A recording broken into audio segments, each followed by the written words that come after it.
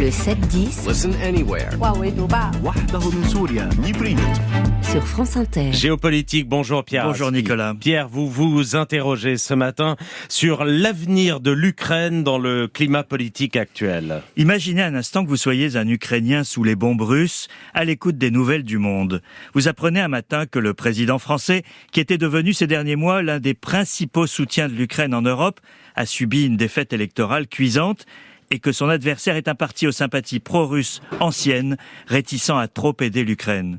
Le lendemain, les échos de Washington ne sont guère plus encourageants. Les Américains se demandent si Joe Biden, sans qui l'Ukraine n'aurait pas pu résister à l'invasion russe, est en état de se représenter. Son adversaire Donald Trump n'est pas un ami de l'Ukraine et son parti a longtemps bloqué le vote de l'aide américaine.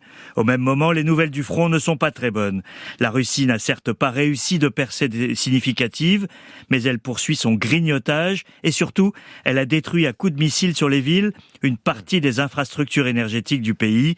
Le prochain hiver sera rude. Ça n'est pas brillant en effet, Pierre. Oui, ça pose, Nicolas, la question de la pérennisation du soutien occidental à l'Ukraine. Certes, les électeurs français ou américains ne se déterminent pas en fonction de l'Ukraine. Mais il suffisait d'écouter Marine Le Pen hier à ce micro pour comprendre qu'en cas de cohabitation, le soutien à Kiev serait un dossier sensible, sinon explosif.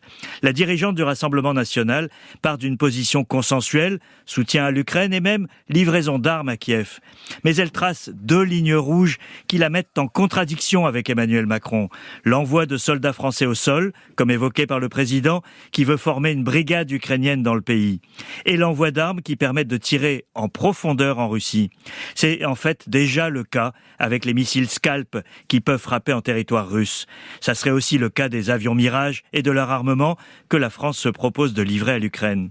En décrivant le rôle du président chef des armées comme honorifique, Marine Le Pen a sorti les couteaux et l'Ukraine pourrait en faire les frais. Où en est-on, Pierre, à l'échelle européenne ? Une étude publiée hier par le think tank européen ECFR, réalisée dans 15 pays européens, donne une idée de l'état de l'opinion.